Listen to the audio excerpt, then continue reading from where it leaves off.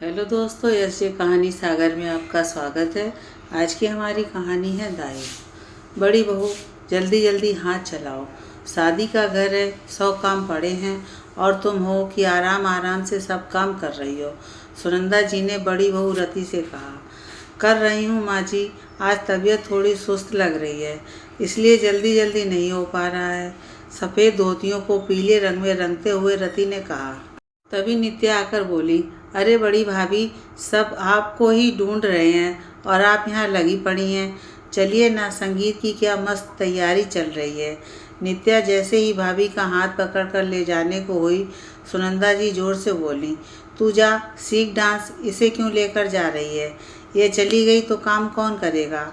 माँ, शादी तो मानसी भाभी के बेटे की है ना, तो उनसे भी काम करवाओ। रति भाभी ही सारे काम क्यों करे? मानसी भाभी मज़े से बस अपने साथ श्रृंगार और डांस की प्रैक्टिस में लगी हुई हैं और यहाँ रति भाभी काम पर काम किए जा रही हैं। किसी को उनकी जरा भी परवाह नहीं। नित्या थोड़े गुस्से में बोली, बेटा तू शादी में मज़े करने आई है, कर, तुम्हें तो काम करने को नहीं कह रही हैं। अब इस उम्र में मुझसे काम होता नहीं, मानसी को ये सब काम आते नहीं और रति तो सब काम में माहिर है, इसलिए उसे करने दे। सुनंदा जी बेटी को समझाते हुए बोली, रहने दो माँ, सब समझ में आता है, यह कोई नया नहीं कर रही हो आप। जब रचित और रचना की शादी थी तब भी रति भाभी ने सब काम संभाले, क्योंकि वो उनके दोनों बच्चे थे। तुमने ही कहा रति को ही करने होंगे, तब भी मानसी भाभी बस सज धज कर मेहमानों की तरह बैठी थी। इस बार जब उनके बेटे का ब्याह है तब भी उन्हें सब कामों से आज़ाद कर रखी हो। वो बस तैयार होकर लड़के की माँ की भूमिका अदा करने आ जाती हैं और बेचारी रति भाभी सब करके भी पीछे रह जाती हैं। तारीफ मानसी भाभी के हिस्से आ जाता है। वाह क्या तैयारी है, कहते हुए नित्या वहाँ से चली गई। रति अपने बिखरे काम समेटने में व्यस्त हो गई। देखो बहू, नित्या की बात पर ज़्यादा ध्यान मत देना। 15 साल हो गए शादी को, पर बचपना ना गया उसका। सुनंदा जी रति को समझाते हुए बोली। रति कुछ ना बोली, जानती थी कि इस घर में उसकी वैल्यू मानसी से कम ही आंकी जाती है। अमीर घराने की मानसी, काम करने की आदत नहीं रही। संजोग से पति निहाल की नौकरी ऐसी कि सारे ऐसो आराम मिल रहे थे, पर रति का पति निशांत ऐसे ही किसी कंपनी में नौकरी करता था। तनख्वाह भी ज़्यादा नहीं थी, पर रति सब कुशलता से संभाल रही थी।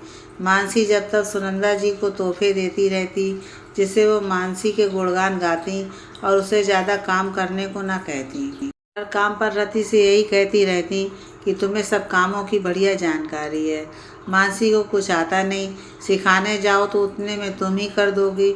और बस ऐसे में सुनंदा जी रति पर काम का बोझ डालती जा रही थी। रति ने अपने बच्चों की शादी में भी खुद ही सब काम किया था। मानसी ने जरा तो सहयोग नहीं किया, बस उसका सारा ध्यान खुद पर रहता था। ऊपर से बातें बनाने में माहिर, तो मीठा बोल सबके साथ घुल मिल जाती और तारीफ बटोरती रहती। रति कितना भी काम कर ले, सुनंदा जी नुक्स निकालती और सबके सामने डांटने से परहेज ना करती। निशांत कई बार सुनंदा जी को समझाता, माँ तुम्हें रति को हर समय डांटा मत करो, अब बहू आ गई है, अच्छा नहीं लगता। पर वो किसी की सुने जो बेटे की बात सुनती। जब तक पति जीवित थे वो भी समझाकर हार गए थे। सोचते सोचते रति काम निपटाकर कमरे में जाकर लेट गई। कमर में दर्द हो रहा था। तभी उसकी बहू कमरे में आई और बोली, मम्मी जी आप इतना काम क्यों करती हैं? दादी जी भी बस आपको ही बोलती हैं, लाइए कमर में दवा लगा दूँ। बेटा, जब परिवार में सब साथ में रहते हैं तो ये सब चलता रहता है। किस बात पर नाराज़ होकर बैठ जाऊं, तुम ही बोलो। रति आप भरते हुए बोली। तभी मानसी किसी काम से रति के कमरे में आई तो उसे लेटे देखकर बोली, दीदी आप यहाँ हो, माँ कब से आपको बुला रही हैं, जाने कौन सी रस्म अब करनी है। मानसी मेरी तबीयत ठीक नहीं लग रही, तुम कर लो खुद से, माँ जी से पूछकर रति आंखें बंद कर लेटे हुए बोली। हाँ चाची जी, अभी अभी मम्मी के कमर में दवा लगाई है, उन्हें आराम करने दीजिए, बहू ने कहा। क्या कहा? तबीयत खराब लग रही है? ऐसे कैसे? शादी के इतने काम करेगा कौन? शादी के घर में बीमार पड़ने से कैसे काम चलेगा? सुनंदा जी बिफर पड़ी। जैसे ही मानसी ने उन्हें रति की तबीयत खराब का जाकर बताया। वैसे भाभी, रति भाभी को देखकर आपने भी कुछ सीखा ही होगा। माँ के हिसाब से तो आपको सारे रस्मों रिवाज की जानकारी रख बेटे का विवाह करना चाहिए। क्यों माँ? नित्या यहाँ आकर उनकी बातें सुनकर बोल पड़ी। पर मैं कहाँ सब जानती हूँ, कभी किए ही नहीं है, मानसी ने कहा। कौन ऐसे करता रहता है भाभी? करने का मन हो और ज़रूरत हो तो करना ही पड़ता है। फिर माँ है ना बताने को, और मुझे भी जितना याद है बताती रहूँगी। पर आप कुछ काम करिए तो सही, नित्या ने कह दिया। सुनंदा जी को भी समझ आ रहा था कि ये सब उनकी ही लगाई आ गए, कहीं बेटे भी बोलने ना आ जाएं, ये सोचकर उन्होंने मानसी से कहा। वैसे बहू, नित्या सही कह रही है। बेटे के ब्याह के लिए कुछ काम तो तुम्हें भी करने चाहिए, नहीं तो सीखोगी कैसे? मानसी को भी लगा बेटे का विवाह है, रति भाभी पर आश्रित रहने से कहीं दिक्कत ना हो जाए। वो भी लग गई रस्में सीखने में, ताकि सब काम समय पर निमट जाए। उधर जब रति को ये पता चला कि मानसी काम कर रही है, तो वो मन ही मन नित्या का धन्यवाद कर रही थी, क्योंकि उसने ही कहा था, भाभी आप जितना करोगी उतना सब आप पर थोपते जाएंगे।